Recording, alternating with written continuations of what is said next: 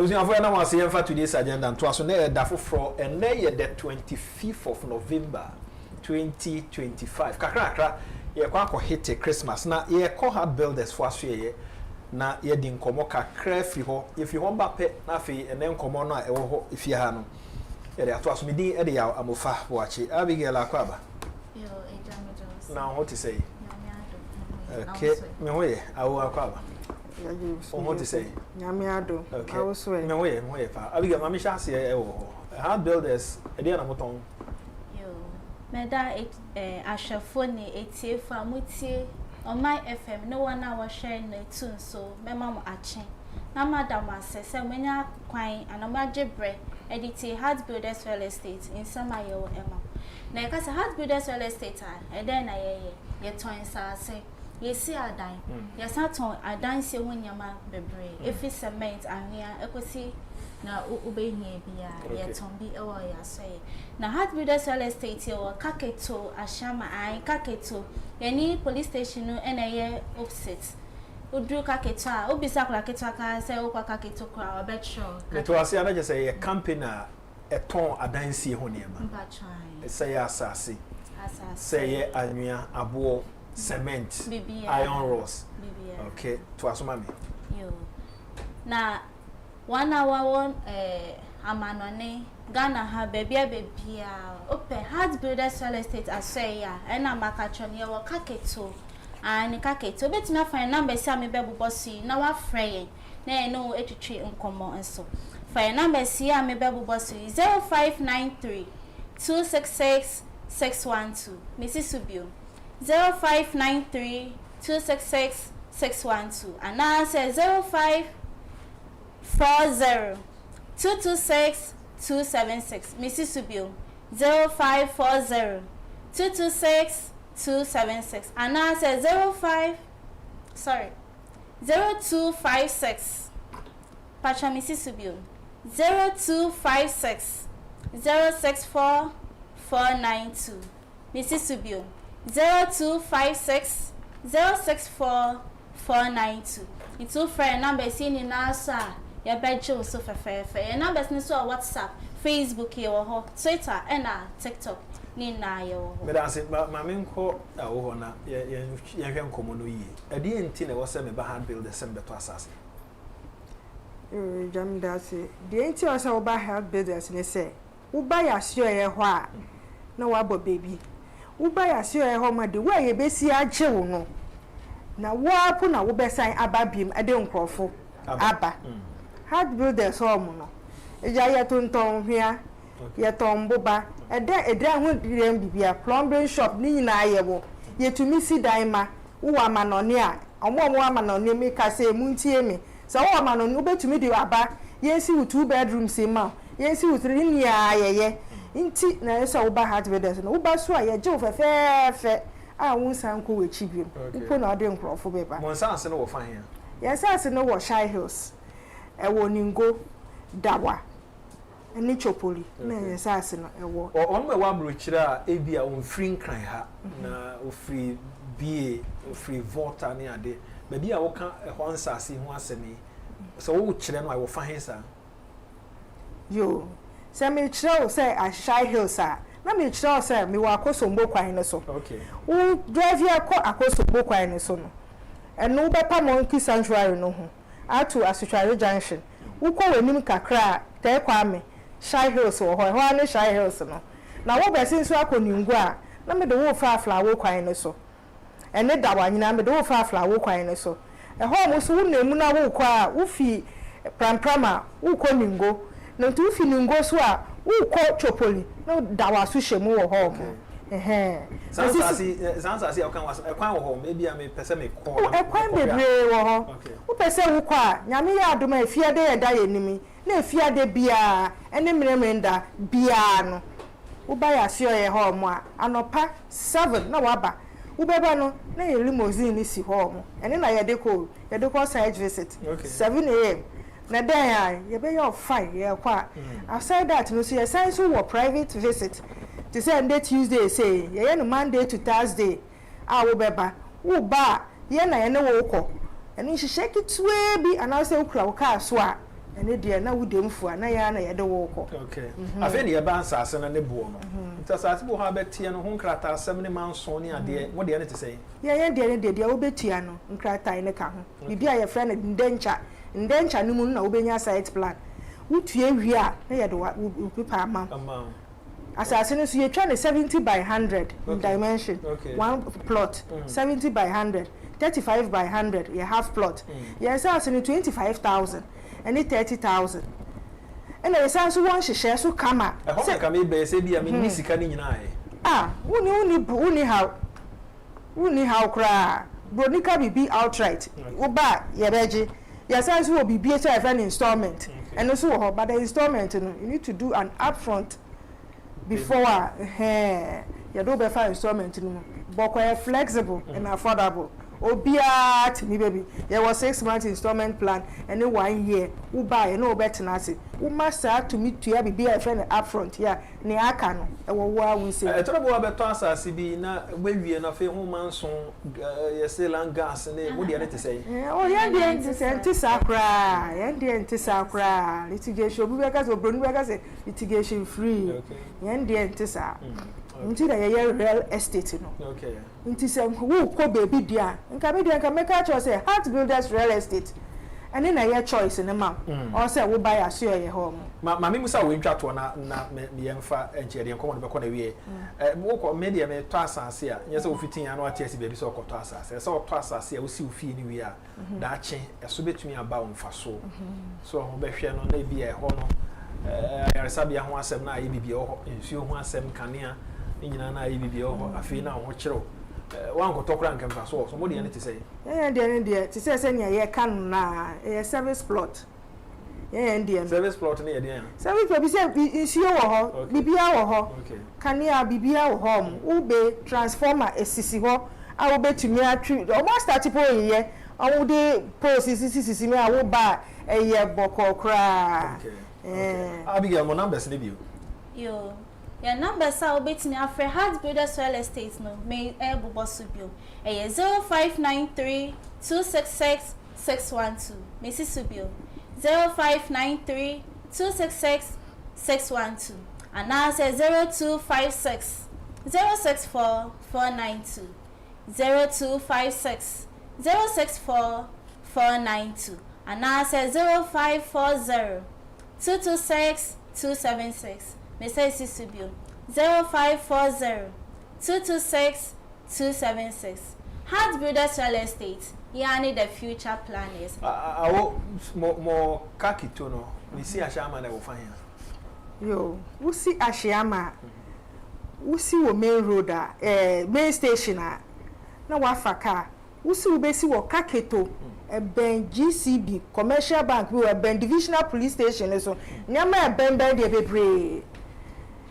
Nti usi wo kaketo ho na enye obi pun obeka akire be o say signboard na na ebo ye wo kwan ho pa ye ni inside ye wo kwan ho obi be say by the way side nti unam kwan ho say wo kọ na ye na ye ho ye pf ye ndan mu a ka kwan ni na ye na ye kọ nti omo bade omo hwe yan mo pese omo bade enye yera kwan kra na ebe mo nsase no a ye recreational center. Oh, they say Shy Hills say no. Monkey Sanctuary no ho. Okay. Ehone wo. Okay. Wo kwa fe say ye kwa na ye ne omo kwa sa na. No mu bi say monkeys no mu twetwe mu omo kwa ba ne ade here and there. Ye fe say. Na ye science wo ko ye nim kakra. We ni so wo ho mo. Twin rocks and Shy Hills rocks no. And so won say ye nature. E ma ye fe. That is also people see no die one chain kakra wo rocks ni bi nchen e wo ho ni nyina ya mama de yefe nti ni ama e wo kwan so de efe na me do ba ni ngo so a me do fa ho mu no so a e pone na da ho kama me okay ni ama recreational area centers bebre de na kwan no so wo ho mu e wo ngo okay ti kwan no so de efe pa kasa kire o manfo mu tie no na afi me ma yo amanfo mu tie and a power the Heart Builders send ya yesika yen no yesi ya sure ye home no ye tunton bibia wo pese yesi ma ye besi ama wo pese wo beto wo betimi aba ye wo home na ye kira wo so se na ye tonton hwea ye ton boba bibia odi besi wudan bia etiefo ni nyina ye wo bi wo ho tisisi ye kira se ye numbers ne so a na ye siri se 0256 064 492 0256 064 492 0593 266 612 0593 266 612 0241 665 200 0241 665 200 0540 226 276 Mrs. Subiem 0540 226 276 and then ahoma wo be gina so a tiefu bi a wo tie mi no wo be gina so a wo de be ba ya se oye ho e wo kaketo ahyiama. Okay. Mami na mwasi say awo any Abigail madam wase how beggars for no coding kon ye hia me kese pa ye se ene ya asase ne boye fo na wo adwuma mu ipe bi to ansana ebre bi se obekwa akwaji wa home na wa pension wa ye ne sabri enche kura fi obe hu an ye se wo pension na fi wani bubo bi aso ade a emwa asase ne yefo 20,000 30,000 just any born on this so almost I want to share aden na umpe bi ento ya da ye ho for a short commercial break here ba at today's agenda beto aso good morning.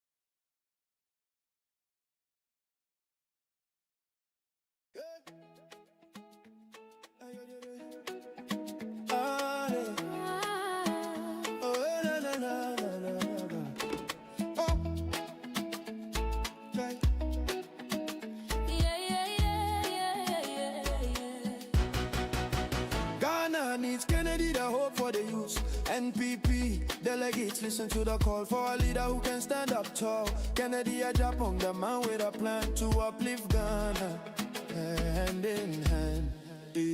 Tuaba, my Kennedy. No ma, tuaba, my Kennedy. My anyano. Tuaba, my Kennedy. Oh man for power. Oh Kennedy Agyapong, no, my enemy.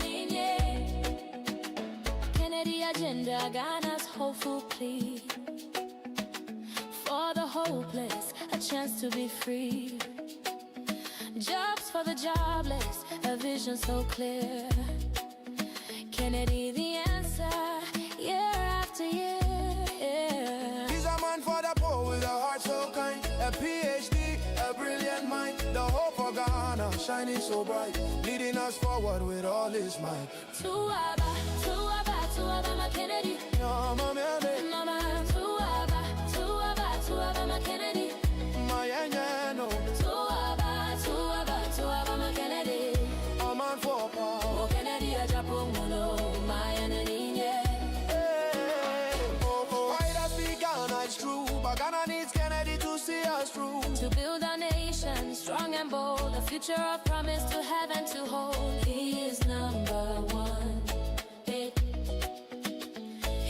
is number one. He is number one. Tuaba, my Kennedy. No, Tuaba, my Kennedy. My anyano.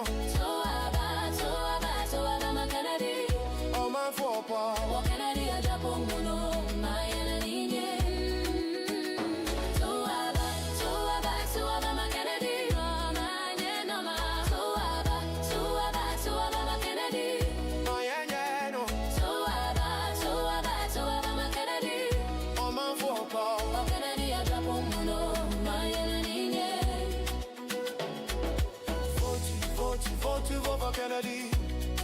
Number one. Vote over Kennedy. Yamfa today's agenda and to us my guest onum aye crowd ora Philip Chum yebo akwaba. Yeah. Boko there. I already had boko. Constituency, I want to say. I already had constituency boko. New Jabinoff. Christo Adum. Nyame Adum evidence ne offense report enya. Any Nyame Adum nano honorable excellence ebaye. Engagement no munya no. Feedback eba no. Very positive. Very positive. You see, I can't name coordinator. I didn't come. I say, New Jam in the past. So they only send a New Jam up there. Yeah. So be a council of elders chairman. A constituency, a traditional constituency of the New Patriotic Party. Constituency in the election da. Except bra na honorable Nyama Donko the first time in 1922 IMPP anko no otimi wini eno kra na it wasn't on nanye NDC ticket. It went on a different ticket. She not joining NDC or parliament. The constituency is that traditionally it has been an MPP stronghold, especially in Krono winning now. So you're quite about even as Sokoya, your big zongo crown, there be a renewal. Hanti we know by last year, last elections, 2023, no, in 91, which was not good at all. But a Juma team new year, which Dr. Asare, and Victor Jampo, any team na kanina chum, Benjamin na Juma Moya, no, the feedback eba, any engagement, any nipe kasani, no more Eshom Kran, very positive. I am Adoma, new driving off. I feel Tim Ken, including the team Abba Amaya. Who said American? Eddie, because Yenta and Canasa, but the Juma Ayano, the results were back. Okay. Ama including the Abba new driving off. I feel. Ora atagrama ni ampa Over. Yeah. Boko there. Na meta se guzupa. Onye di paketwa. Wanzo onye di paketwa. Central region. Ase Central MPP chair. Wanzo onye di paketwa. Wanzo onye di Kennedy Agyapong chairman. Dusted. Dusted. Yeah, bro. Chairman Uwedu onye di paketwa. Oni penifo na nam. Constituency say. Ho de offer. The mechanic say baby ayedri I said that the Bema delegates. Okay. You say the whole Ghana no. Yen as say on Baba Boy my president. It yen and yadi say the diagro. Na to say last promise no yen 70 and 97 no. This time the number ya do 100% no yen sabeka. Because delegates no be at and once say baby ayedri there for su first. And you know the why dream be and enye say for su first keke nipa no wabobra e wo krom ho watu ne ho asi ho aboa ama kro no ani adane it is an open president eni kwan se obi a eye osi akwan enti amanfo aye krado eno empanimfo nananom ahemfo asofo obi a de ne ho agimbi because obi a ni modern ma Europe kan Japan oye MP no boy enti obi a ani so ade man so be ye president dia ene atadwe fosu any assignment you better the whole year bibia boko adia ba ko a hu sese the kind of politics are NDC for samwahwa enra sita MPP MP while we in a comfortable over 3,000 votes as a massage niema no ma say high court say ensign konko to aba no foforo enye say yankoto ba bia NDC parliamentarian no ne omo candidate no a contest you know yan konko to ni nyina fofo in fact nye figures ni nyina no contest your court e binom but court ne say yan konko to ni nyina fofo na kakra NDC no e pushi ape omo mu ni nyina aka just say to test in parliament omo ekura still ana enso omo gusu omo pushi the ekro na wo be kan say agro the next election. The age of yes and woman said the next election and yet easy. Depending on candidate MPP for the presenting. Omo working as say between and yen nipano dodo. Omo ye juma or form sebeya omo between as I win the next election. Omo winning the next election MPP best position another 8 years. Because whoever be na just call 8 years. Yes, na Ghana for us be go Ghana for first 4 no. NP3 and say Oram Ham or maybe new candidate. And on a set table no for the new patriotic party. Now new you have been near brand my found shall say what is a seven or the about so wide. But none I'm reading a story now, and you see the NDC they have a strategy, and the strategy they have is that they want to have control in all spheres of our governance. And our share, me can say a chief of staff ye a NDC me can say, but near Koba na call ye buying na it shows several panel NDC for almost somebody in Bessia Kunyaso. Obekaya run up to 2024 elections. It's essentially John Dramani Mahama, Asia NDC legal team. Yeah. In comedy course, he gave them a promise. 7 million for me bar. But be I was say you do so that you fill all the spaces. Now when you control over the judiciary, that one they have succeeded, and I can tell you they have succeeded. Oba for the first time, 6 months, 3 months, no appointee. About 7 Supreme Court justices, Supreme Court. Just you want to have the numbers. Bibi omeso mi bibi ometima eden. Aye. Enya no pen omo targeting you. After the parliament there, so already no omo in charge that. The speaker no there, omo ni party down. Even when they were in opposition, they were to fight their way to get a speaker. In every second term, they fought and got a speaker on their side. And no anything called that. And then I want to say, you see, their target is about the next election, and that's what, and that is what, yes. Yeah. And that's what MPP is not always thinking about. And now because MPP you need to need to there. That's a sub yeah papa is can to my the MPP or they do. Sane why we should be thinking about the next election? We are always looking about our personal positions. Man for being as general secretary, as chairman. Mas I will be chairman. Now position you are as useless as anybody. But you go for kind. Also it's better so more power. You are a messenger. That's all in a position and being a general secretary in a position. You are useless. Some will be now. You see, and the point that is one independent look at the personal interest. He is going to sacrifice the party. Looking at the interest of your position. Now, because I maintain the position in the party in position, I actually cry no. Or the party me or the two choir benefit the government, and that's how some of the people who are occupying position I think. Yes, sir. At this stage and this time. And one of the executive crowd will be making nudges or support us, or support of anything. Whether I support Ken and I support Bami and I support we should be like party, the strength of the party. Also, party near holding. And then we have everything. Agyapong no party no. He is the man I believe in so much. We're a principal person. The principal is Agyapong any prepare. And you see, some of you follow people. Maybe I don't follow anybody because any panel. I follow principle. Nipa na me is it a principle and focus person about what party interest? Is the MPP first. So every campaign here like I said, your focus is on how to make the MPP strong there. We should forget about any election. Because NDC they are thinking about the next election. So what shall I say? What shall I say? Petition shall say against the EC chair. Yeah. So that's what they are getting to, and I promise you by the second quarter of next year, that woman will be removed. Hold up, market on the I'm telling you. I don't want planning. I'll call a final petition acquisition. They don't get it. And as well in charge of administration. All this, I'm more like a chief executive officer. In financial, you need to make financial, you will be attacking. But mommy, it's just about payment. I will receive it. Or no on your accountant or prepare payment voucher. But the main fast any panel mistake, I also receive those benefits and answer per diem. They are just what they need. It is easy chair. 100 quite common. You can easily remove it. That's what the NDC is working. Because a bus then they have the strength. Mobilizing and going to the next election. They will find all the schemes you need to make it easy for them. But you can't share Ghana for.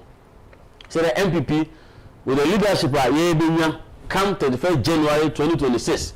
Our party will be honorable Kennedy Agyapong Semono. Master, they should get ready for us. Said we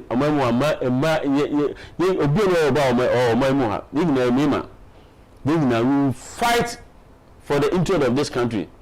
If they should get ready, I say call primaries, but we are telling them. Say a combo on the first one, but some fast teaching. We will not just now because ye nyina no oman no we are building nation so constituency ubabo de ho ban ubabo de ho ban enu de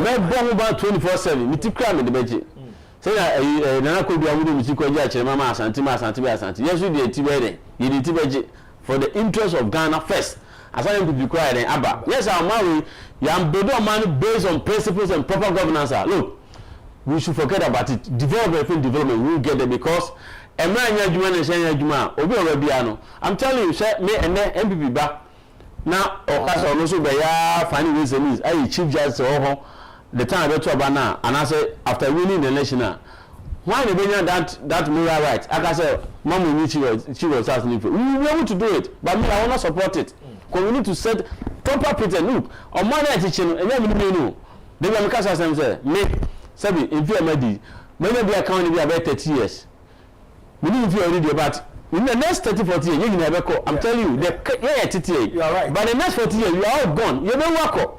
What about the next generation? Young man who actually say, "Yeah, she said you are. Yeah, the man said be a corruption. Yeah, she said, but Kolana Mobano, they shouldn't be influenced by this. They are born here, so that when they come, they will have a fresh mind. Obetima build upon. Yeah, build upon the principles. I be more money developer. No matter what, you didn't do be American, Canada, they be I bet you do. It's about time.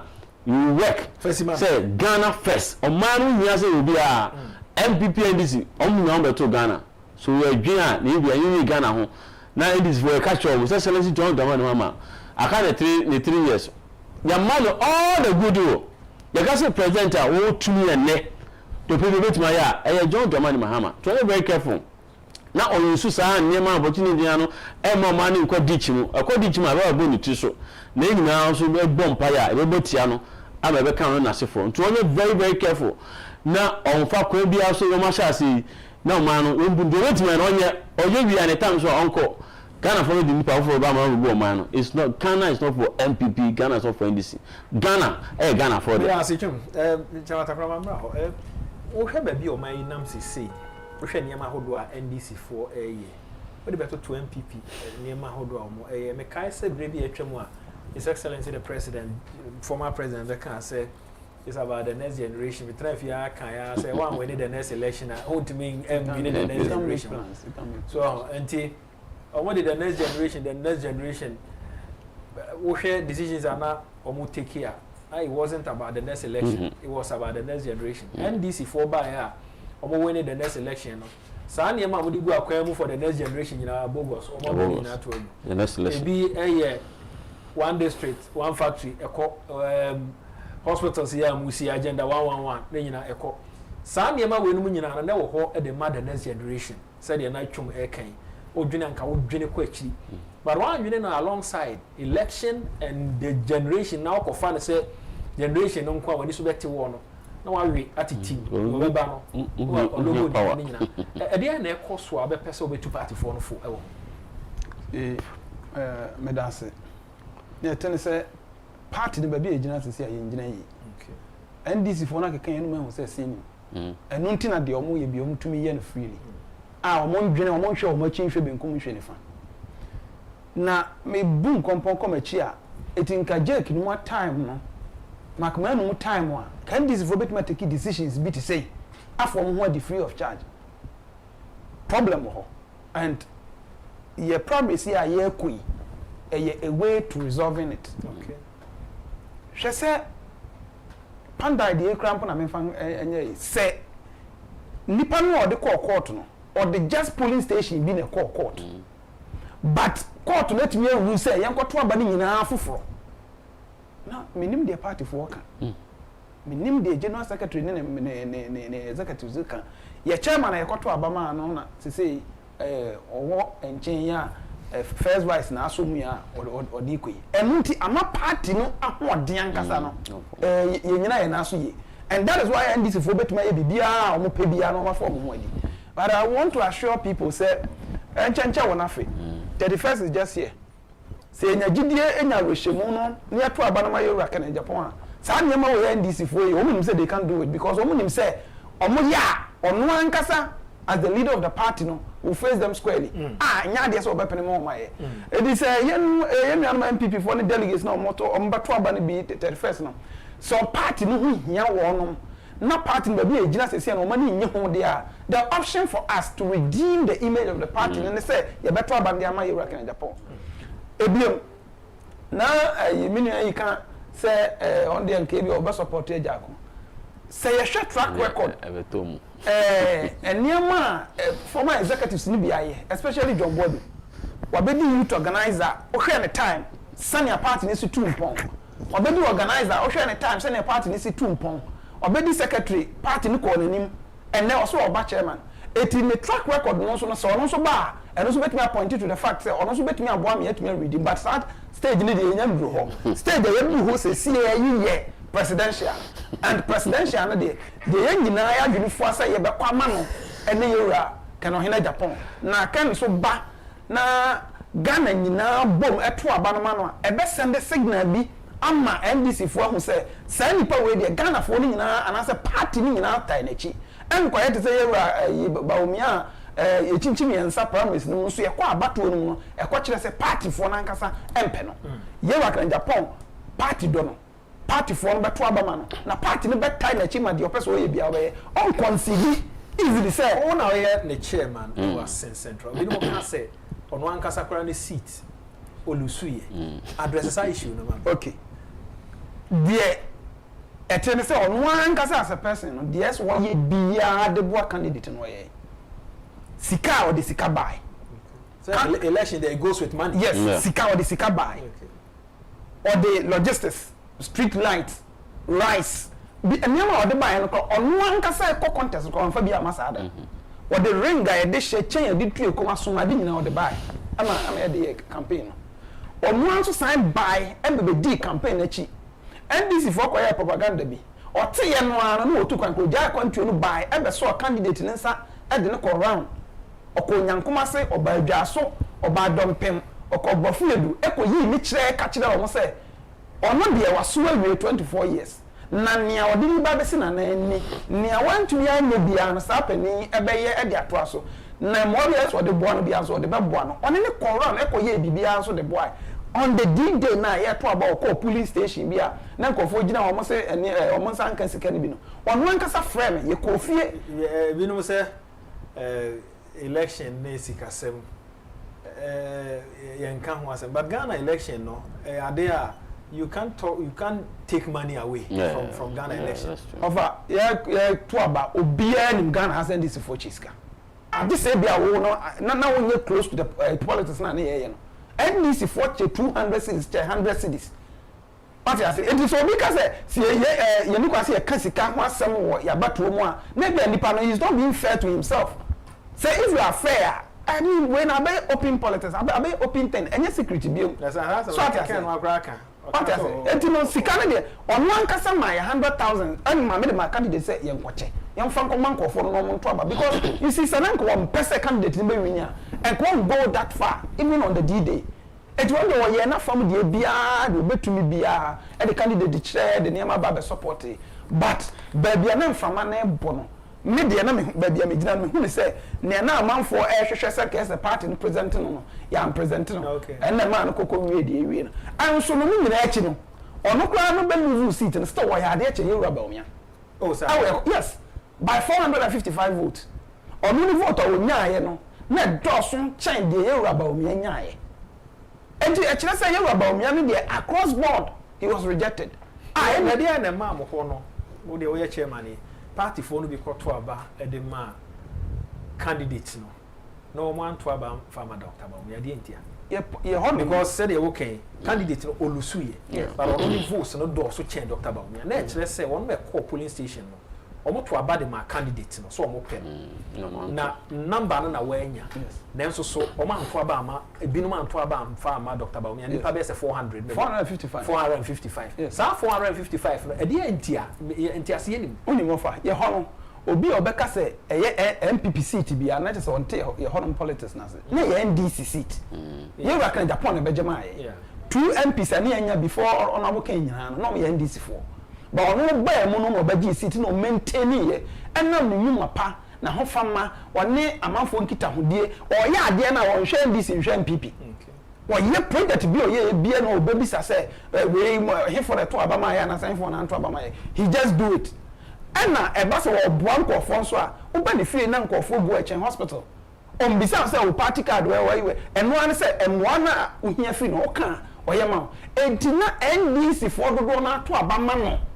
eti ye ho no ye to aba bia no a ono as a parliamentary candidate no onya bi cha ye presidential candidate okay from beginning now oba ye ni nyina tell you no onya bi cha presidential whereby sense ka presidential candidate na nya bi cha no yes ono ye cha bia ta aba bia tu ye bia no ono mo kan Japan no onya bi cha ye presidential candidate e kire say NDC for dodo no wo krom ho na to abama no at this time or step out say onko bi sa vote na ye nya ni nyina no o mesa ko mo party back because o mo de eye kenti ana o mo to abade ma MPP enya MPP ntina na o mo to abama yen e di se se nipa no ntia ye to abama MPP so oni ho de a ye nsan ko ededa mo ko to aba eno na bo ama o mutumi asa ko to aba no de ma NDC no e di enya se ye ho no de ye MPP seat ntino ye obi ade no be ko bia obewini that wasn't the case they na wa want the dynamics we are saying now be abefan sa ediyewura ken nan kasa enunti na me wogide wa rehwem say see presenting as a presidential candidate NDC for no do no abeto abama no because amon for hwe adoye a woye say na osi wa hofama enokura waka edwuma a opese obi edwuma wadi ka bie dada enu no be ma NDC for do no ato abama no floating voters so omo decide baby abana kono so no dodo na wo ne mu gidie say oka woyo enu ti no so omo ka so omo ta na chi omo beta na chi ezuafa ne tie mo ana say ye hono de ye wa kan Japan na timi kura seat nim e de ma ye ya besi this time ya okoi ye ntimi nya candidate bi a ne pedigree no beduru no what me about hold default no seat no ko free and sir because your candidate na den ko ye no of a me my constituency secretary pen my department here until say promise here e ko here na me nim no oh okay it na confirm be nso nim na na nim no chairman na dey na modern ko because chairman delegate system enye me na decide o ka say wonnim no a o pese o chese because once a wonnim no chese wonni constituency bibia ni wa ye ya na obam bie until say ye promise yi be so na wonnim so your party ba na me nim no da na me hu na nim say krada so at na man disqualify no no send you know Katrina on the tons in no meeting ofri ho okay but na ban woma what you say ni na aka ho bi na be na sa nipa no win election one because imagine say dey so bo kan ni nipa no ofri ho but on ma party activities on can on grassroots person why am go present such a person and someone winning and na here problem no it is a man for the hun kire kwa kire you work na Japan me tiba bia na me tiba me ye say adentina o mo di adwembo na de boapayo ye sa de na the promise kakra ye konti and am de we hun kire kwa kire no ni wa nipa no ono ankasa e kwa the contest no what you hold your constituency here for 24 years we kure mo a it is a no free so na ye nya I mean say you research ye ni ho adekro oba constituency wa and factors no edoso e bia nso no appointed to say e honorable kan Japan tin na lose seat ni nyina appointed to say is either the candidate obi anim na party chairman kra o si constituency chairman o si na unim no my secretary na bi amfa no hunhye na ne ho na be to abade ama so that enu no ka ho bi na ma ye ko lose seat ndi o ma be ho nkyere akye Europe na Japan enye ye what you say I no kreska na ode ebe on strategy on the strategy no so na work man we chairman ampa on the strategy one some ode the strategy na work man ma ne tumi ebe nya seat no obedi animu asemo mo ayi yes na wo mo to aba no so reject no nipa ye hono ye to aba the last one ye to ye honorable lead sa candidate no win no over 5,000 okay na ye beto aba we no na ono so be lead yen 417 okay dey me ya na say candidate nya say obey ye candidate wa anya dwuma ho o ye dwuma campaign he was available but BS woko bia de na koy or sponsor a lot of activities or penti school down here bridge akese to turn machines in my communities no everything na ye to run the campaign bia no it was ready yeah from the baby or plan boy if you say me started here politics was saying na me call that sa campaign na it was fair when be am memu bibi ansi dabi na you want bet me be no na okay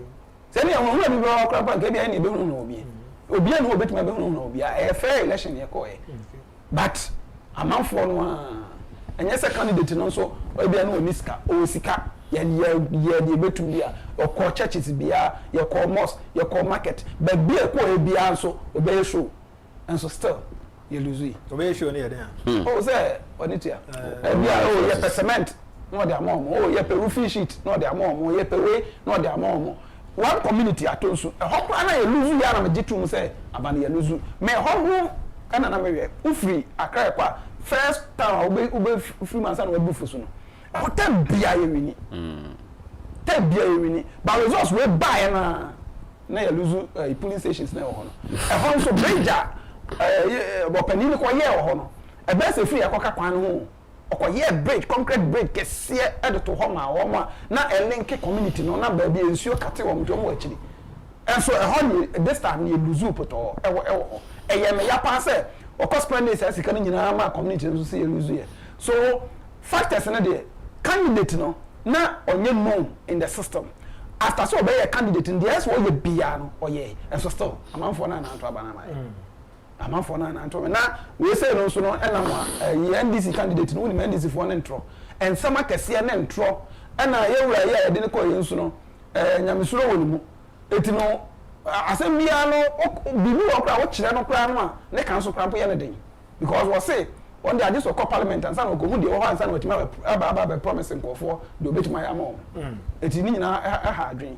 etima sere say ye wa ka Japan de mo mfa ehon nkire bia nkire no na akwa say ono na amwa e ma ye lose seat no that's why you bia no oye de boae na seat na e bia asen for that your madin say ni pa na de na ba na de nya de so beto abara ma no man to ama no twuma ma me bra o amanwe wo so ade akire ache o present a candidate e de na ma wonu meto aba say wo mo ehwe no mo to ne so aba ene ma be ne wo sa wo hwe gominya ni teach you wo hwe ni pa na on say ba parliamentary year you can say the parliamentarian there who call to enact laws that is a call my but aside that no even though they are not agents of development they are lobbyists for development because of man to ma tinidin who you be a parliament as a parliamentarian representative who are one of the things I also share is nipa no or that capacity in terms of the background say we dey be dey kwakoboa so a businessman or Juma Sema or your business place or the Quack of Parliament, I'm a Malaysia conkind. Then what should Nipano idea? Because you see, we have some Nipa who are over Parliament. We call Parliament because also call Parliament. But what I say, there are some parliamentarians who are going to Parliament there. Because they are Munkasa, but they are very quiet and all that. Even though at the committee level they are working. But now so also will be a Nippon with my then allobi. I mean, I don't know about minister or opportunity to help, but any one minister on crop position here now they are the networking, social networking in the business community, environment now and as community no there now or contact or links of it to my boy Nipa we so your investment or consumer or and I want to match train open Nibia about say as much as you win away in Potemwa. Into boy na a investment on a personally you don't need to be a rich person to be a member of parliament then you can say na can done the same way do anyway but what share no can say right from the beginning no the social networking before the prime minister wasn't good because now we cannot who should engagement they don't see the person there but what I say and you can't win the election. That apart from Sikano, you should be able to touch base with the people, teach one info. Any cool community, you know, also Lumina and Kofa. I just can use as soon as you cry there, be about 5 years or 2 years ago, crying, oh, young and also about MP, you know, or you win, or you will cause any partners who are giving say, open MP, I didn't know, yes, I did. But if in the past you have done what you do, what show interest, be a community, you know, watch him. Now, yeah, any party to identify around the Agyapong team. anababa we obetumi ayɛ aboayen and ya okay what the bar presidential primary say so yes. how to choose a presidential primary link up resonate with the correlation you can say is very very positive but what is very positive share among all the candidates in no your uncle for na me can honorable engineer Comrade Asem, very fantastic person. That man has always sacrificed for this party right from youthful age. While yet so many activities, and he was once the campaign manager for Nana Akufo-Addo at a point in time. Oye Juma, he is working not because of the president or working because of the party. He's one of the finest gentlemen about contest here. Even though me, Agyapong is the one about to be a victory brain. You can't be also one committee, one several partner. You can't do without engineer Comrade Agyapong. But what I say, but the Emra and name your contest here coming among all of them again. Osha honorable Agyapong. The name or Osha says the name of in the past, right from 92. I didn't see Kabua. Your friend is saying, Adubuaimo. At the time, I remember when he shadow ministry appointment. Last one, I said, and he was offended until say, open the bigger master. Yes. So we identify that gift in Agyapong, and the class a shining crime. And from there, the resources, say a cap, say a cast, say the Biano or the share party. At the time, we catch and say, I mean, this appointment in Ukraine, I am now president now, or president. In his mind, he has never, in Canada, use of a president or some party, no more party for. Or some party, no more party for. And to work and I do, he never stood anywhere with Agyapong. He never. If you like to 2023, cry a campaign for prime minister in Ukraine. But it was, I don't know, I said, oh, Bible Castle was it. The Spirit of God came upon. Spirit of God came upon. What man? You were different. Also now. Nyame unko where then? Eba so. So all we can. Ona one. Nyame unko na then.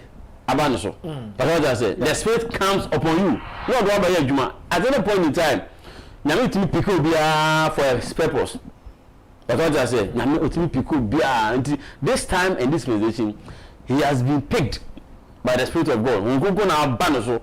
And I'm already because on one use of a president, but how will not also fill purpose for this country in the course and activity will be he has always been just truthful as it is or kind of raw Senate but what I say and into not for car say or no crown which you and also on your presidential material because he has gone to the basic level or quack from got them a different party.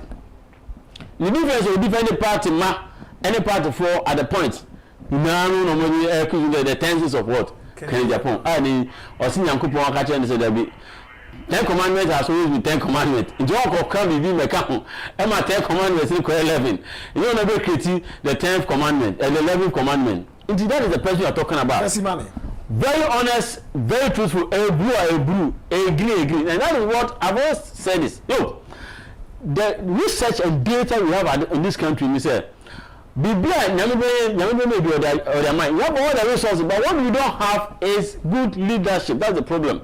Ghana, any problem, what we don't have an honest and truthful leadership, any problem. Leader, I bet my trust, leader, I bet we want to say, Papa, or the other, and that trait and leadership, Agyapong, then I say the Spirit of God has come upon him to which our say come. And then comes our say, we young find say, young folk could be young find we. He is now become a prophet because on cry then Abano so. Young people the neighbor Juma to fulfill a purpose of my Ghana at Tumpong. Jama now we can say no candidate I'm within the coin and now unim share the near my ufri constituency or a party back. It's also free concern we a party back or contribution. But yeah, na a form a Juman so a key. What is the presidential primary here party no ebe kono ho a ne no e wayonko fa bi was a party for no hwe maminti okay ayonko fa wo ho ne say on say ye honom no so offer your candidate na enam say na nipa dodo no ante ne nkada afei na yakwa president no yewra kana Japan so every constituency in this country he's been there before wako hopen akoye campaign pen so they know him apart from say wako akoye campaign no waye adoye bi wo hopen key wa boa obi wo hopen footprint wo exactly bibi wo ho no mo a obetimi ade dancers akase oh nipa yi onya ma hada kura no ade we waye wo happen amaye na ye nya de busuani eso ye nipa bi ho kwa ho ye hia mu no oba ye moa oti say Tamale Teaching Hospital on yesrimuni na so mo de torchlight and ye operation say nipa no mo ye operation na nya ne busuani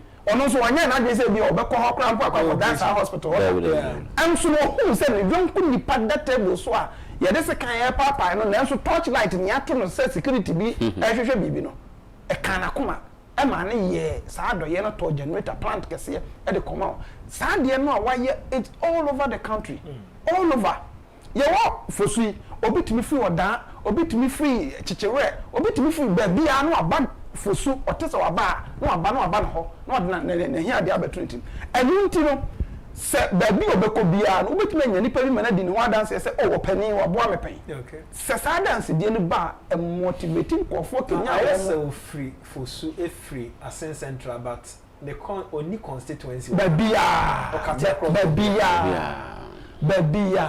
MPP ni wa unya no mfa so baby say ye ko election de ana eto da na ye di no ya o ye ko election ye oja na ye campaign na akufo-addo asiri ni bi o na ten phone nam ayi no nam ayi no nam ha na ye age say ye na de be we ho aso so obewi ni so ati ase it is hard na wa ye for the party when you been so selfless for the party bibia party onu no ndwene won ankasa as a person no ho na ndwene nyina say party ni because eto da ho ya analysis na atimi aka chen so na bo ye per street light ebia 500 o anu abe 200 enso no ye nim se bio ewo ho no e do so chen 200 ye kore ankasa onu mo na ade na bebre wa ade na ama ye 200 o timi am da half one na omu nya bi nya yi ye mfa nkomo omo na se ye nko ya wini na ho na wini anka ye ho amfaso bi impact no ya then he will be distributing to every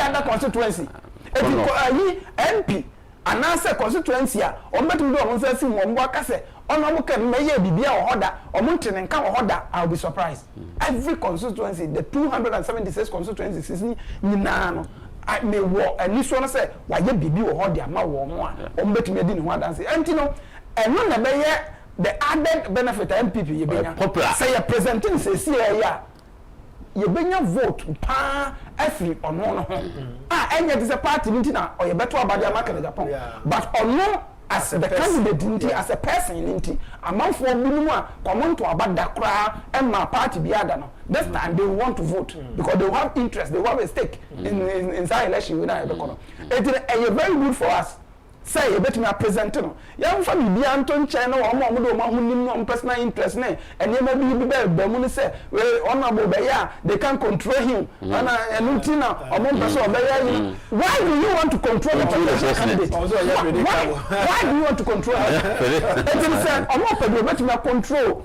control no dia enunti na bia ma omo ntumi ntai ho no bo kan no but Ghana nyina so de kan say se e never kan Japan ba MP before presenting the CCI and they are young who's 2029.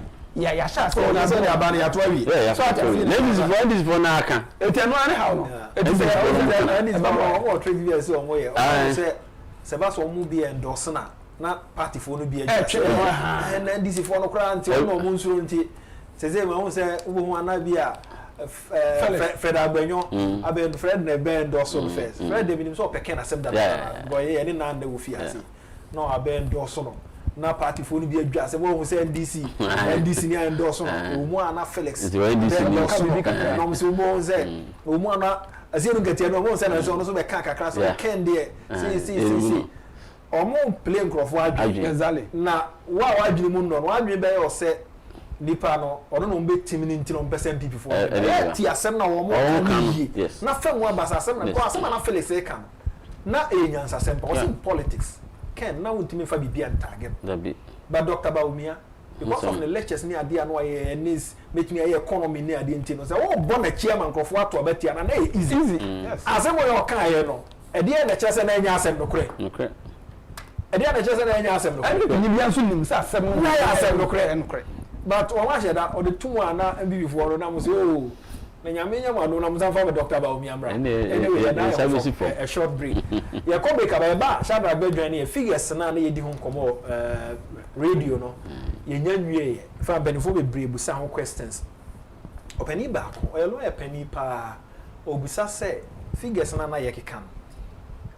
Ese se ye tumi prove se nkrofo anto aba amfa ma Dr. Baomia because say no madwa President akufo-addo and the governance.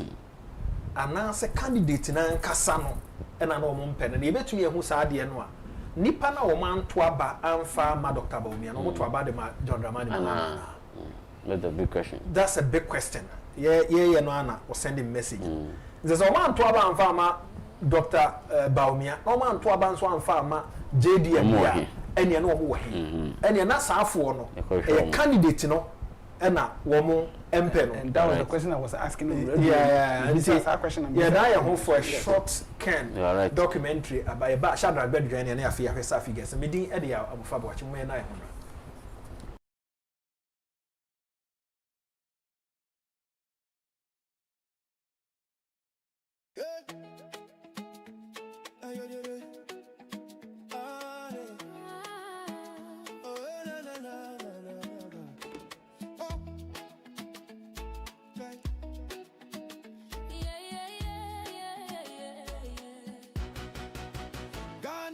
Kennedy, the hope for the youth. NPP delegates listen to the call for a leader who can stand up tall. Kennedy, Agyapong, the man with a plan to uplift Ghana, hand in hand.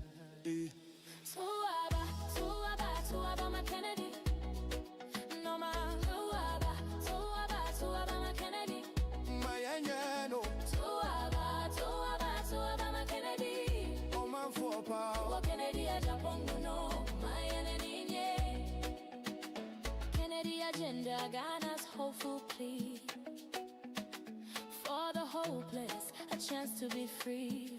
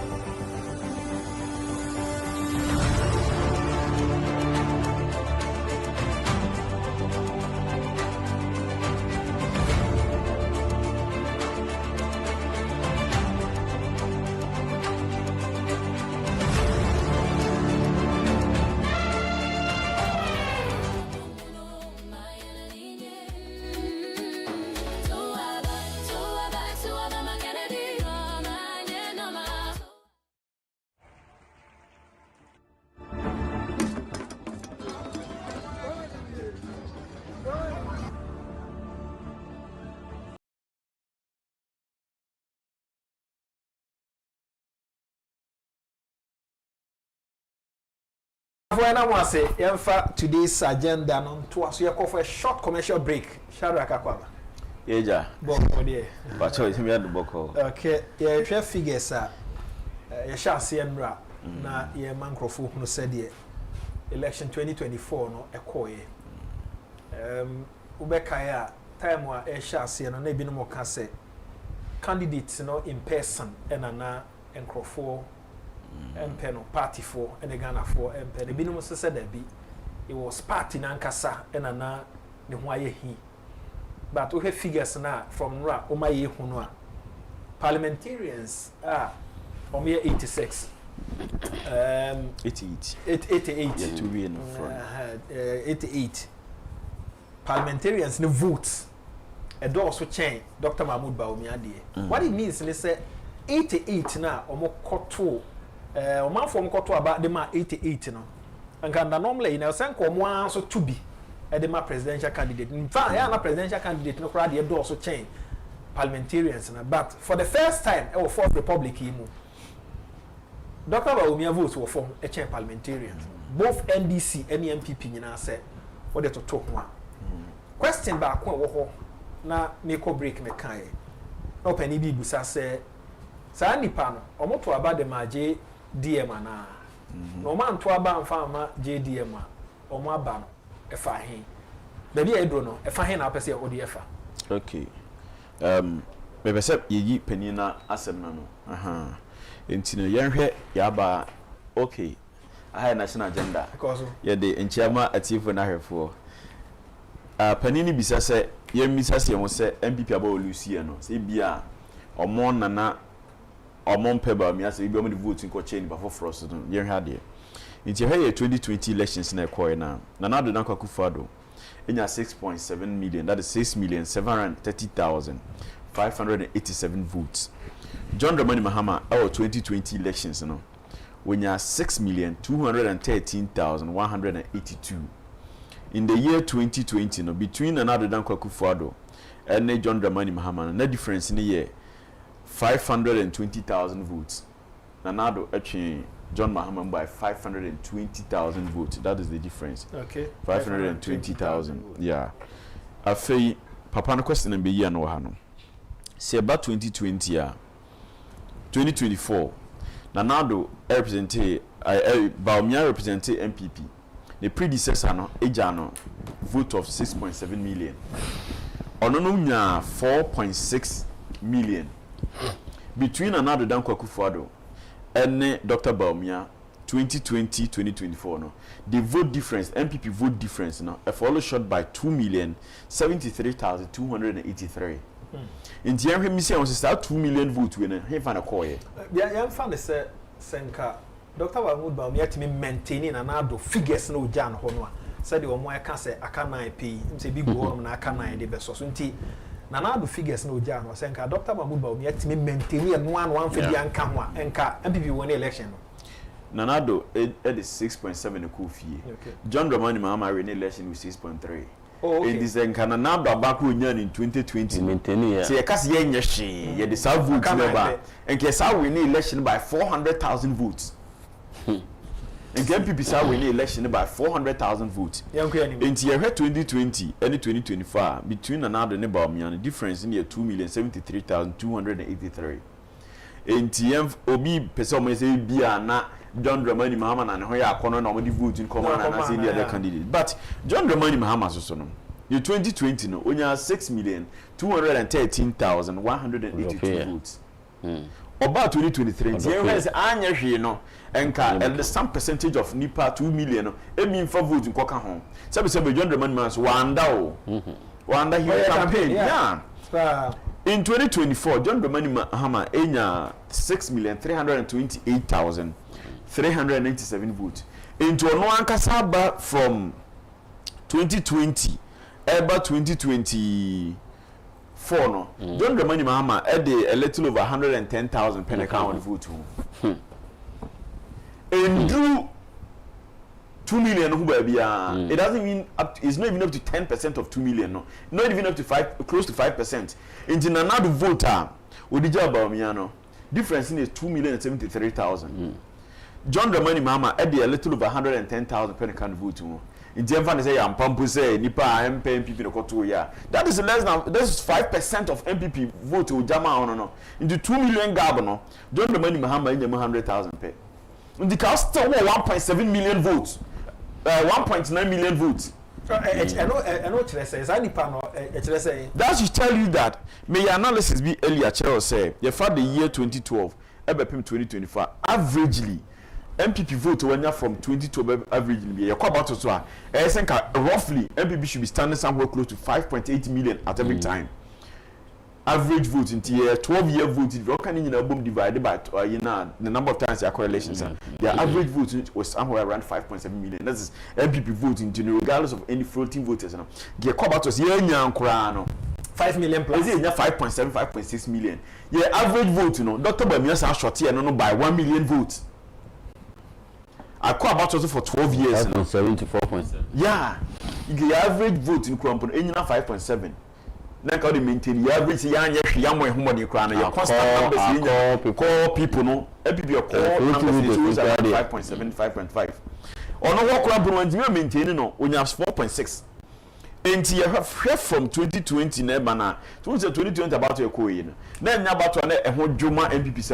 That was after COVID. Not pressure of government. Not another big winning election 2016 with over 1 million votes.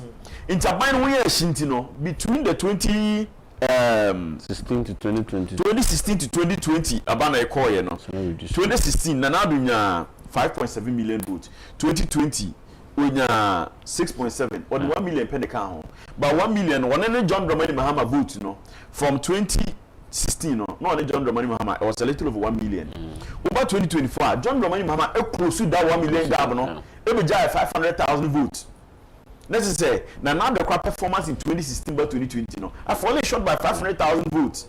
What the fan say yeah nyashi yemfa somebody mona kransambra 2020 2024. Say can yes I lose 500,000 votes in 2024. In Kenya 6.2 million.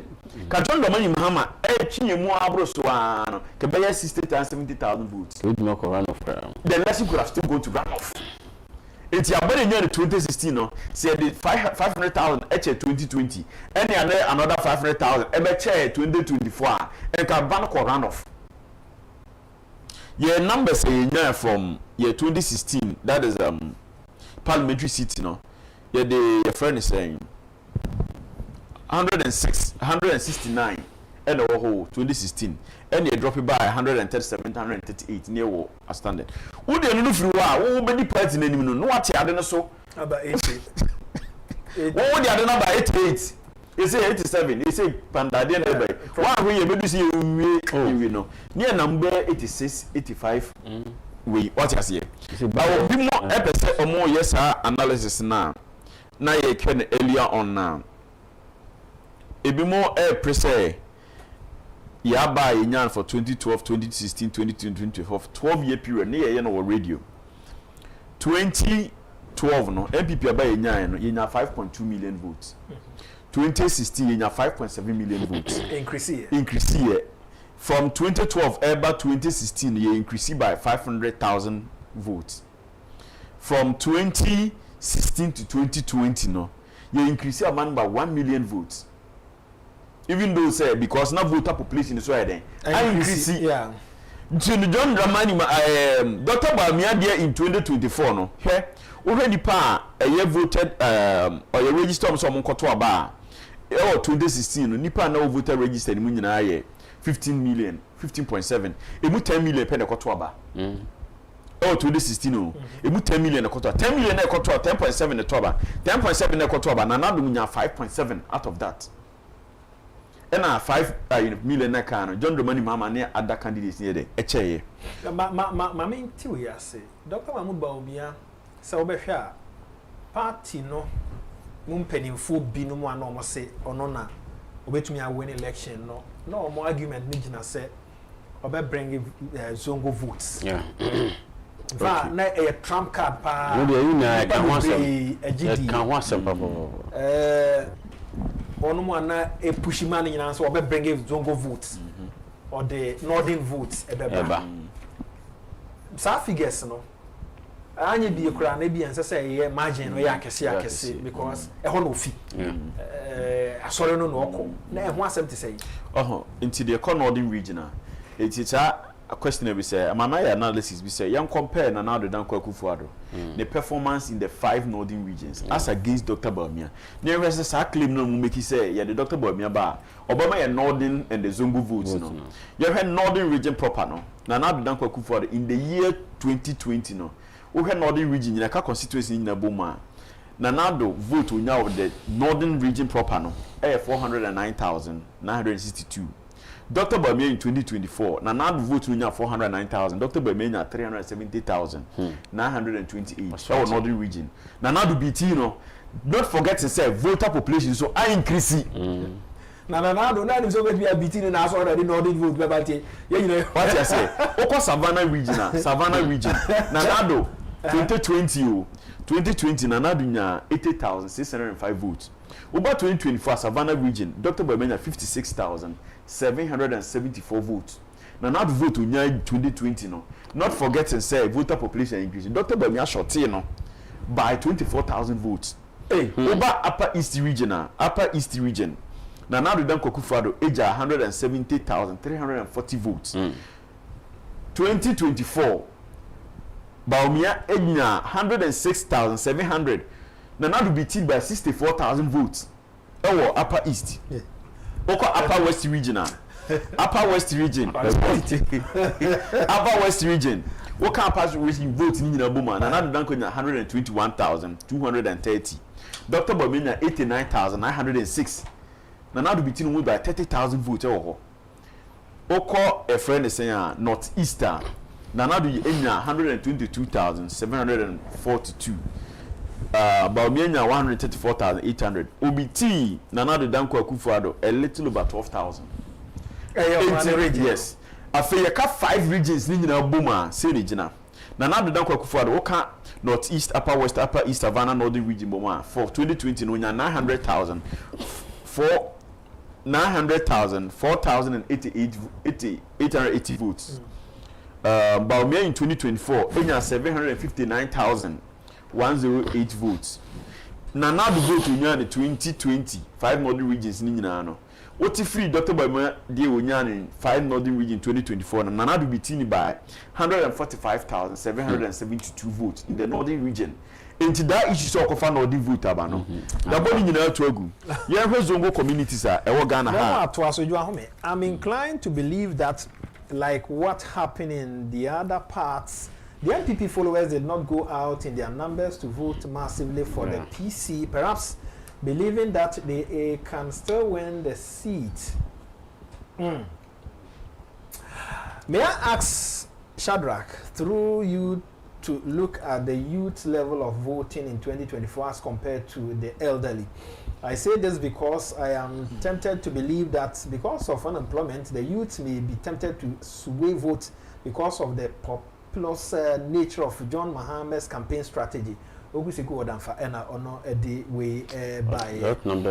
he says this submission by Shadrach must be taken seriously by all party delegates who are going to decide the outcome of the presidential primaries.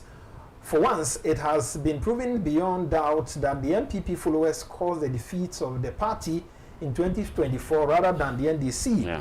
The NPP voters refused to vote for their leader, Dr. Baumia, which is unprecedented. I hope the delegates have taken note of this. If you say Dr. Mahmoud Baumia votes a drop, parliamentarians vote to do not actually say. Nipa no bi koto about the parliamentarians ba ono no omo mpɛ no omo man to ama mahama omo to wira no ko vie me use ninja enough as a test case just ninja enough presidential no MPP which is Dr. Mahmoud Bawumia enya 17,025. The current MP Honorable Oseje enya 17,390, which means that MP nya more Esinbamio. The difference is 365. Yemra NDC for the so you see the difference. NDC parliamentary candidates enya 10,600.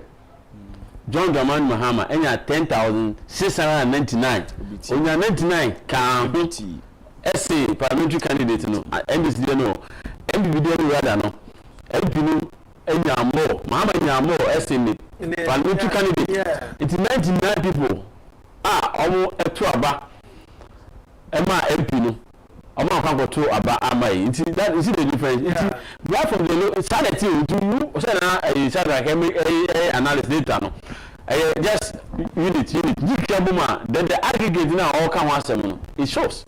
Because that question will say, I mean, I can say the youth, yes, but the difference it didn't show because voter numbers may increase here. that 100,000 mama should have gotten more. That's it. I think that hit 7 million. Say you to know paid. Yes, I think that mama hit 7 million. But I say my own twaso kakra emfa ema but the emensuma can say we share presidential primaries yeah a course so 2023 figures are Dr. Mahmoud Bawumia enya 61% presidential primaries MIURA 61%. MIURA Kenya 37%. Yeah. So we have 61% are almost say we delegates party for say na figures no ye no kra enka voter wonya you should transcend down. Yes. And pulling because I we have figures are we ba bontin ya na who follow ni ye who say party for no Oman Antwa Bama. A party for Antwa Bama. Party for because of your numbers are. Don't say a party for Nuntino. And I think 61% of the party for our police station for our one dorsal and party for the one better about Ediaman rather than the who here. And the Safigas and I feel my dear to say a crest on massage. Almost massage Safigas and on the man. Because Yerika said MPP average voting numbers in around 5.7 million. And you 230,000 since I'm a delegate to Kotoba. In Timuno, see it mean almost 60 to 65% to about. Yeah, as some numbers now. Pure general election numbers here, and must sweating no issue on the Zongo communities, no. In TC has an ordinary region, no. Some so you heard Zongo communities be where I pick from. Yeah, abandon course now. We have a bit to say Asanwasi constituency, Asanwasi Ashanti region, Asokoreman Pon, Sawaba, Habo, Alaba, Munina, Asanwasi constituency. Asanwasi constituency, no. Dr. Mahmoud Bawumia 27,206. That was Asanwasi. MPP PC Olusu to Honorable Muntaka. PC Ninya 31,049 votes. PC no BT Dr. Bawumia by 4,000 votes. Also change Dr. Mahmoud by 4,000 votes. John Dramani Mahama, I was Asanwasi no, we have 44,922 votes. I was Asanwasi o. OBT Dr. Bawumia, I was Asanwasi no. OBT Dr. Bawumia close to 30,000 votes. 30,000. 27 way there. That is about 27,000. 3 waha. And I have 17,000 votes. No BT Dr. Bawumia was Asanwasi o. Inti saa Zongo 7 enye juma kra was Asanwasi. Madina ya Bawumia 27,541. PC ni 29,727. PC MPP PC no lose you know. Yeah, alright. It does say Dr. Bawumia by 2,200 votes. Okum na Madina for each other and he on sound so cry near Cremoni. So we take Dr. Bawumia 2,200 votes on Madina. John Dramani Mahama 57,364 Madina ha. Oko Ashaiman. Your friend saying Dr. Bawumia enya 22,902. PC no Elusu ye bonya 25,927. OBT Dr. Bawumia 3,000 votes. And the data is clear. Ashaiman no JM enya 69,000. You heard the Ashaiman na now the akufo-addo. Office 2020 no onya 41,506. Onumpa one year renew but Ashaiman the population is mostly not nursing for ne and I will say you are votes are can be Ashaiman.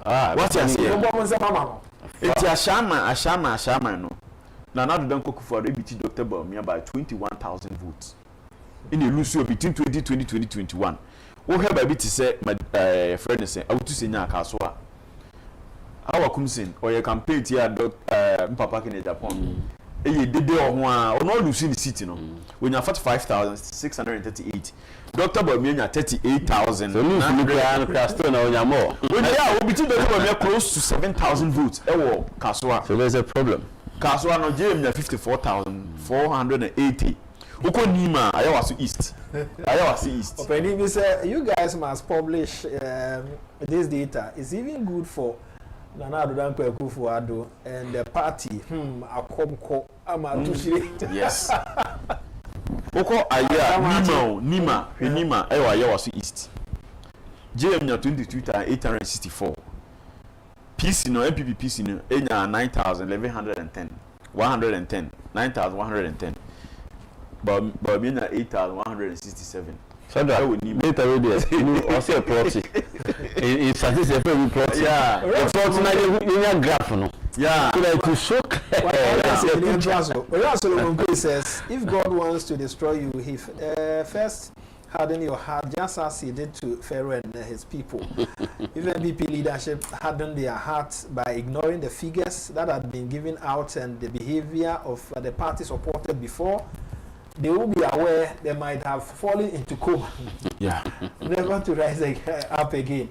So that's it. Okay, Central. Hana Chief Imam Office. Patrick Wama. Fadama. Hana Chief Imam Central. Moya. Okoha. I don't know. Okofre Mahama. Malam John. Yeah. Malam John. Malam John. Yes, what to say? I was saying that Patrick Wama and Rennie sitting over. We have 21,099 votes. Dr. Bamina 17,047 votes. JM. Patrick Wama say 21,099 votes. Of Fadama. No, I course already need or elder. Dr. Bamina 17,047 votes. OBT close to 4,000 votes. Close. A little over 3,000 votes. JM na 22,000 or so. You call Accra New Town. New Town, that's also North. MP Ninya 11,278. Bamiya 9,893. JM Enya 26,380. You call Takra de with the Mimi Fio Menko the northern part no.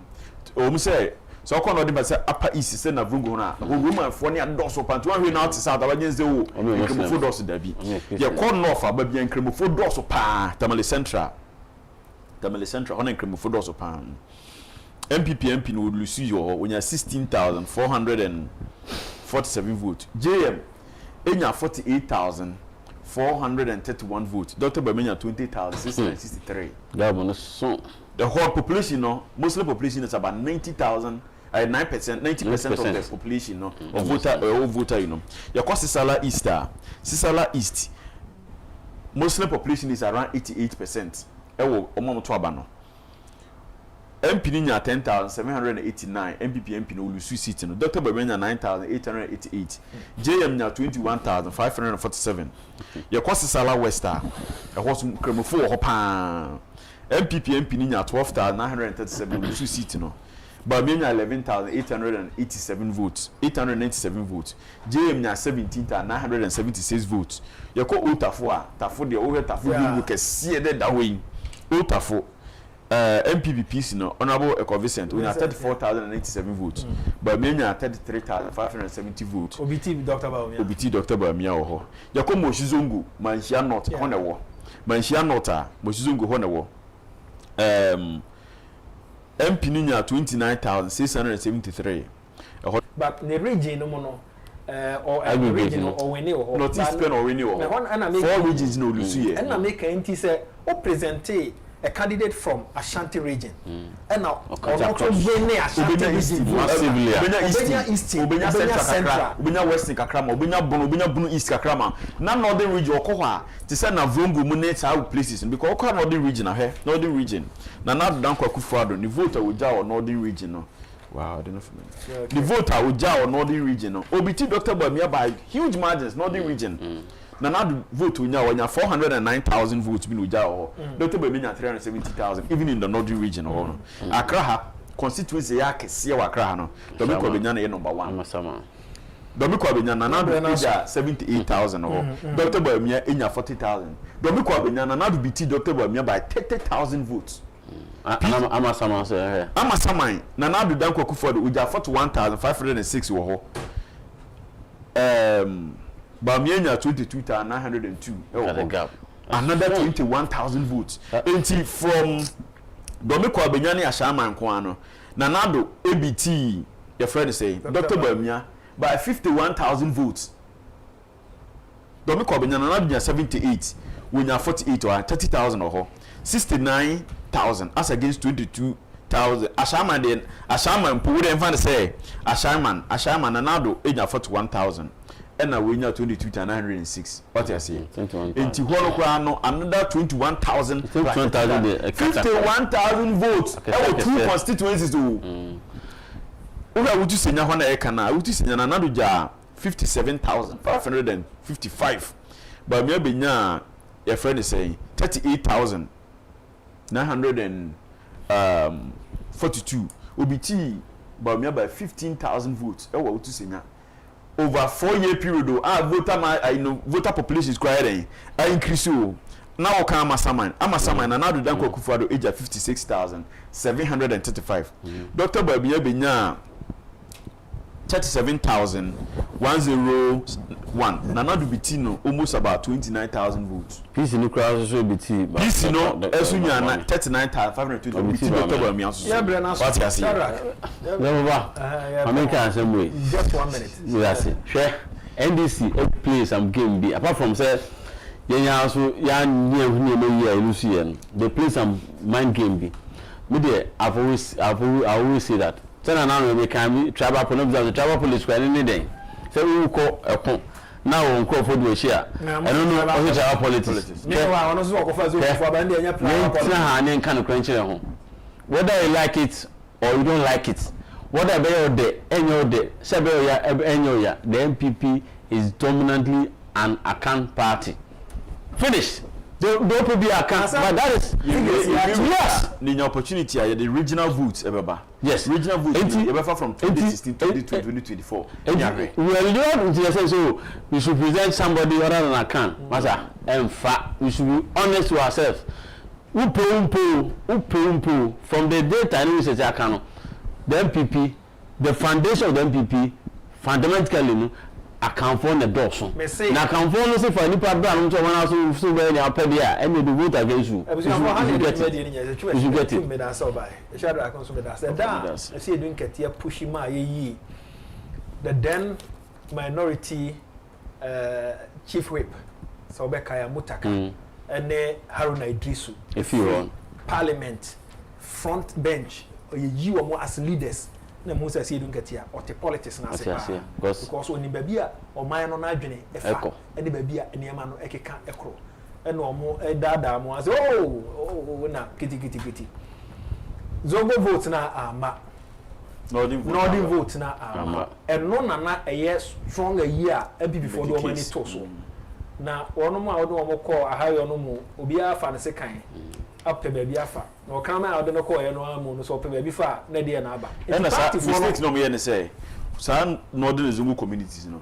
so even among the 10 biggest constituencies the northern there's no northern region constituency there it nyina so mo de be yes ade no obefa the zungu communities are mo a mu ye ko fa sana ahoso nyi seat it is all ka say what is that reason say wo pɛ northern zungu vote now be check o mo decide considering numbers no so it doesn't find itself in those places there's no basis ashama emphasis the whole answer basin crofo basin no eno abi na ekoso omo ko asen central we dey asen central chairman we on basin crofo no do ma ko gina hall num ya mo hwe boys no mo dey hall the same people no ka cha ko sa no ya ko to basa na mo basin crofo ni ntinso ni pa bebre ani so te ya na amfa honorable Opoku say honorable Opoku New Jaminoff Oyeko Asoya